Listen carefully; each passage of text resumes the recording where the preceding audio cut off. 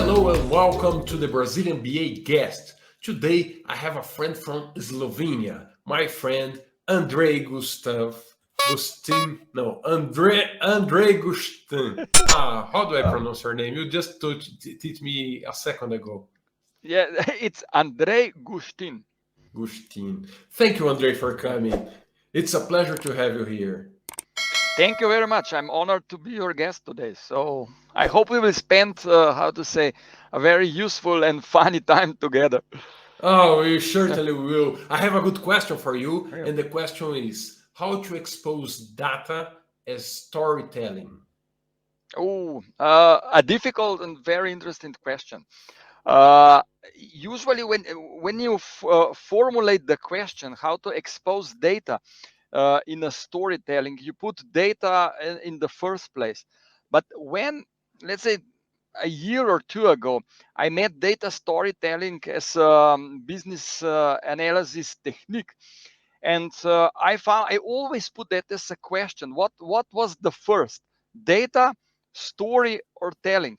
And the history told us that the first thing that the human beings were able to share among them was story, not telling, because they were not able to tell different, I don't know, languages or what was in that time, but they paint on the wall, they paint stories about the hunting, about the animals, etc. And then the telling comes, so we were able to communicate to each other and so on. And probably I think that the two guys were the ones who actually exposed data as the most important thing to not to define but to explain the world about around us.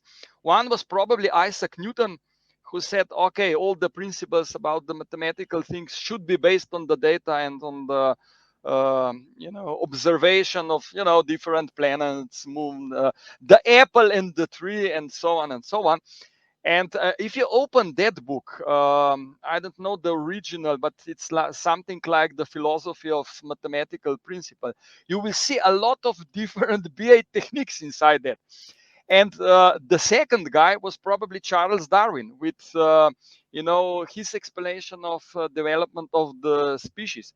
It's not the strongest one, but it's the one that is most adaptable to the changes. And again, if you open that book, he tell a story about the data, about the birds, about the trip with the beagle, the boat on the Galapagos Island, and so on. And probably they were the first one using data storytelling to tell us that the world is a little bit different than we thought at that time. So as you formulate the question, how to expose data in a data storytelling, I think that the data should be exposed in an appropriate way. And I will put IIBA core concept model into that, into that formula.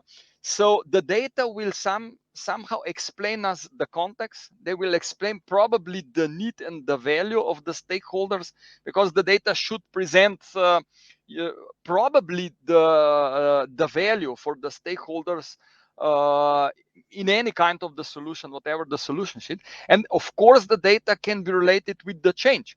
So we as business analysts can expose data, can use data in every single corner of that core concept model.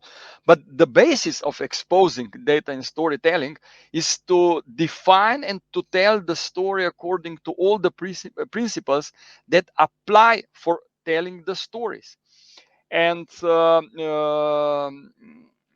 let's say during the discovery I did behind the data storytelling, I read a lot of books, and I will say that half of them I usually focus on visualization of the data. And I will tell honestly that even if you have a very good visuals and present them in PowerPoint or Word document, this is not storytelling. The storytellings begin as a story, as a fairy tale. Usually it has 8 different steps that you have to somehow defined, and you have to formulate the story according to those basic principles. And the theories usually help you to define that structure based on the result. It means that that's useful when you have to present, let's say, the business result by the end of the year or month. The way you tell the story with positive result is not the same to the way how you tell the story with negative result, of negative consequences coming out of that.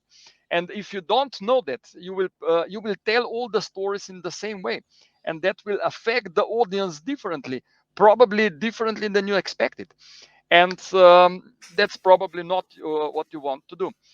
But I will go even further in that, thinking that the major thing how to expose data in data storytelling is to not to tell what data shows us, what visuals shows us on the page, on the screen, but to tell what's behind, what is the context of that data, what is around the data, and what might be useful for the stakeholders to as a conclusion or recommendation to get out of that data. What is the most common mistake is when you present the data, that you are talking about the data, not about the things behind, the consequences and so on. And as an example, let's say on our lessons and workshops, I always put a question: who wrote the shortest story ever and got got a reward for it? And it was Ernest Hemingway, and the story is actually 6 words long. If you Google it, you will find it immediately. And the story goes the way I will read it for you. Just for sale, baby shoes, never worn. If you read it for the first time, you will probably not understand what's behind. And in the article that explains how Hemingway wrote the story, you will find the context of that story, which happened in America, I don't know, in 20th century, that a very young baby died due to illness, something like that. And the parents did the garage sale and sold everything what they have, and among the things they sold was also the baby shoes, which were never worn. So Hemingway on a very beautiful way shows us that don't tell things that the audience already know. That is the context that the audience are familiar with. So we as a BA, as a business analyst, are the only one who can probably understand the audience, who know all the preferences, all the assumptions. If you just take the bubble and see what are the techniques can you use for the stakeholder analysis, you will see that for data storytelling, you need to understand the audience. And we as a BA should do that on every single project, every single meeting, or whatever is our goal.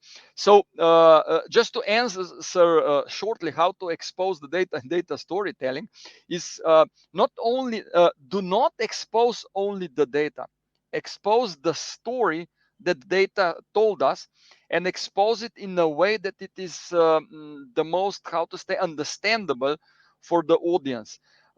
Less is more.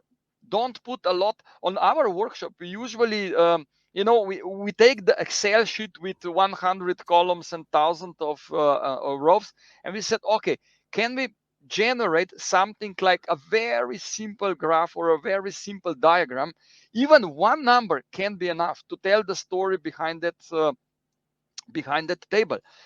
So less is more. Less is more. Don't complicate. Focus on the let's say in the data storytelling workshops, focus on the insights that you can get out of the data, and explain and spend most of the time on preparing the story, finding the backgrounds, finding all the the hook that will engage the audience to listen your story. Build your own skills, build your own reputation as a speaker, as a presenter of the workshop. I thought I got some very interesting ideas from what you said. How important it is not for us to show the data. The data may be shown in a picture, but to explain what's not being on the visuals, like presenting some graphic is not telling people, oh, there's a big bar here and a small bar here. That makes no sense. People can see that, but you have to expose what's behind that. And I like it very much when you said about using the business analysis core concept model to find all the important or the core concepts behind a story. That's very interesting. And you mentioned that you have a workshop to explain people to do that. How is this workshop, and how can people have access to that? Thank you for that question. So inside, let's say, IIBA chapter here in Slovenia, we are trying to share the knowledge we have and the experience we have with different audience here in Slovenia, and also on the, let's say, on the international level, with like design thinking workshops. I think that you participated on one. Unfortunately, it was done via Teams or Zoom on BBC last year. So the experience was not the same as on face-to-face workshops. But what we did, so we usually use different canvases. We even play with Lego bricks and Lego serious play. So we try to engage people to solve the real problems they have at their work or at home in a private life. And where can people find you to make those kind of workshops, or to just chat and change information with you?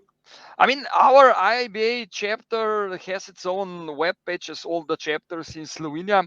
I have my LinkedIn profile. I'm quite common on it, so we can chat via LinkedIn or Facebook on any other. I will add those both addresses here below this video, so people can check the Slovenian chapter and can check your account and make a connection with you on LinkedIn. Is that right? Yeah, that's right. All the best to you and Brazilian BA chapter. Thank you. And stay safe in that time. Thank you. I hope to see you soon. Yeah, thank you very much.